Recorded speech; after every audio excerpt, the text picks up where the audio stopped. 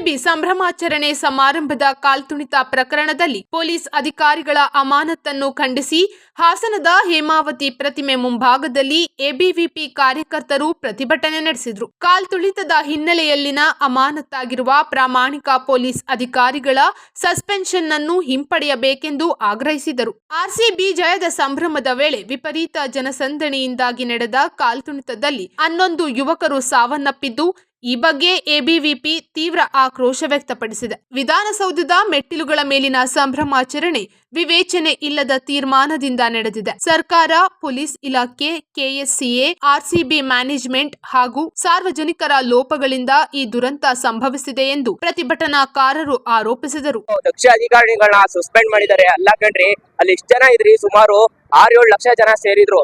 ಅಂತದ್ರಲ್ಲಿ 100 ಜನ ಬರೀ ಪೊಲೀಸ್ನವರು ಅವ್ರಿಗೆಲ್ಲ ಪ್ರೊಟೆಕ್ಷನ್ ಕೊಡ್ತಾ ಇದ್ರು. ಅಂತದ್ರಲ್ಲಿ ಅವ್ರನ್ನ ಸಸ್ಪೆಂಡ್ ಮಾಡಿದಾರಲ್ರಿ. ಫಸ್ಟ್ ಸರ್ಕಾರದವ್ರದ್ದು ತಪ್ಪು ಕಣ್ರಿ, ಪೊಲೀಸ್ನವ್ರದಲ್ಲ ಕಣ್ರಿ. ಪೊಲೀಸ್ನವ್ರನ್ನ ಯಾವುದೇ ಕಾರಣಕ್ಕೂ ಸಸ್ಪೆಂಡ್ ಮಾಡಂಗಿಲ್ಲ. ಅಂತ ದಕ್ಷ ಅಧಿಕಾರಿಗಳು ಬೇಕು. ಬೆಂಗಳೂರನ್ನ ಕಂಟ್ರೋಲ್ ಮಾಡ್ತಿದ್ದಾರೆ ಅಂದ್ರೆ ಎಷ್ಟಿದೆ ಜನಸಂಖ್ಯೆ ಬೆಂಗಳೂರಲ್ಲಿ ಎಷ್ಟಿದೆ? ಸುಮಾರು ಕೋಟಿಗಟ್ಟಲೆ ಜನಸಂಖ್ಯೆ ಇದೆ. ಅಷ್ಟು ಜನಸಂಖ್ಯೆನ ಕಂಟ್ರೋಲ್ ಮಾಡಿದ್ದಾರೆ ಅಂದ್ರೆ ಗ್ರೇಟ್ ಕಂಟ್ರಿ ಅವರು. ಪೊಲೀಸ್ನವ್ರು ಯಾಕ್ರಿ ಅವರು ಸಸ್ಪೆಂಡ್ ಮಾಡ್ಬೇಕಿತ್ತು? ಅಂತ ಪ್ರೋಗ್ರಾಮ್ ನ ಅರೇಂಜ್ಮೆಂಟ್ ಮಾಡಿದವ್ರು ಯಾರ್ರಿ?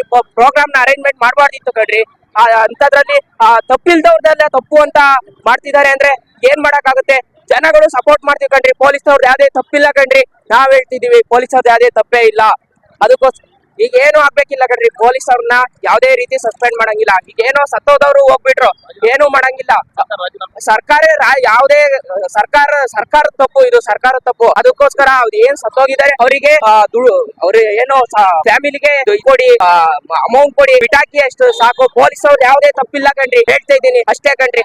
ಸರ್ಕಾರದ ತಪ್ಪು ಕಣ್ರಿ. ನನ್ನ ಹೆಸರು ಯಶವಂತ್ ಅಂತ, ಹಾಸನ್ನು.